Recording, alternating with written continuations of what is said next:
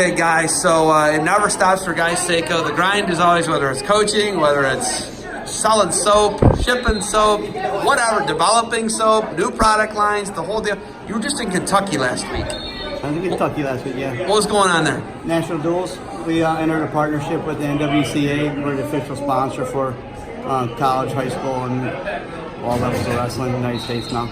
Okay, and then I was actually on a podcast, actually at a radio show in Iowa yesterday. Okay. You worked with them. They interviewed you. Yes, yeah. They interviewed me, and I said I've only been interviewed by two people, you and Cody Walters. I got interviewed by Tony Hager and those guys, and you work with them as well. Yes. Who do you not have a partnership with, man? There's actually more new partnerships on the way that are kind of still in the works, there's right? Big ones, but if there's somebody I don't have a partnership with, I need to know so I can make the partnership. Why are creating these human relationships and these human resources? Why it's so important to you guys? Well, it gives me a sense of worth. I mean, if I could work with companies like the one we just mentioned, UWW, United World Wrestling, we're going to put together a protocol for high-gainer wrestlers around the world. It gives our company a sense of worth. So you look at that national duels. There, it was loaded. It was all levels too. It was multi-divisional, NCAA, NAIA. It was all those divisions, right? Yep. What's that like for exposure for defense?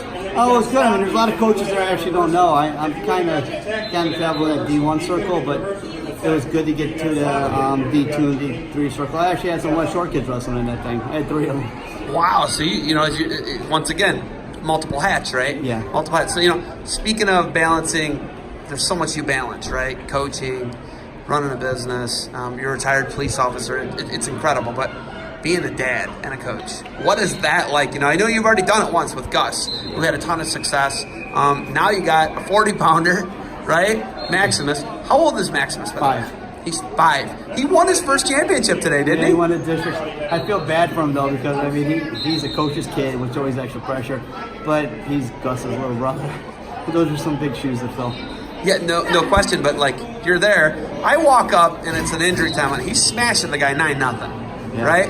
He's working the guy. But you guys have this crazy long blood timeout. What are you talking to him about in that blood timeout? Just try to keep him focused. Try not to let him cry. I mean, he's 5 years old. If his shoe comes untied, he's gonna start crying in the match. So I have to just keep his head in the match.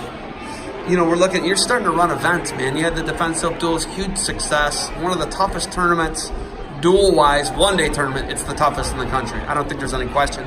Multi-day, then you got VAC duels, you got National Middle School duels. But when you're looking at running events, what's it like expanding into events like you just did, last month at Cleveland State? Well, I just kind of watched that event unfold. Like I said, Bill Mazer and the Cleveland State guys actually ran that event and did a good thing. I've been around wrestling long enough to know how to put together a 12-team, pool bracket. So it was pretty easy. That's all I did really. Working with Ohio Athletic Committee, OAC, you guys have been coming to this. You guys have a partnership. Speaking of partnerships, right?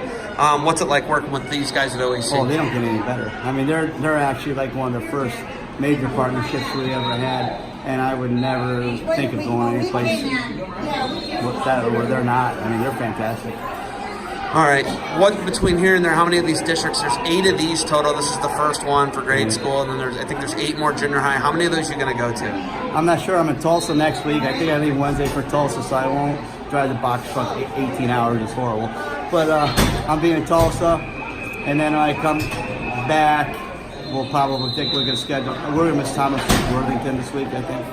I might have some of my assistants go down there. What's wrong with being retired? Why don't you want to be retired? The object of the game is to keep your eyes open as long as possible. There'll be time for rest at the end there. All right. You got anything else for me? No, keep up the good work and defend what you built. All right. Offense wins titles, right? No, offense wins matches. Offense wins matches.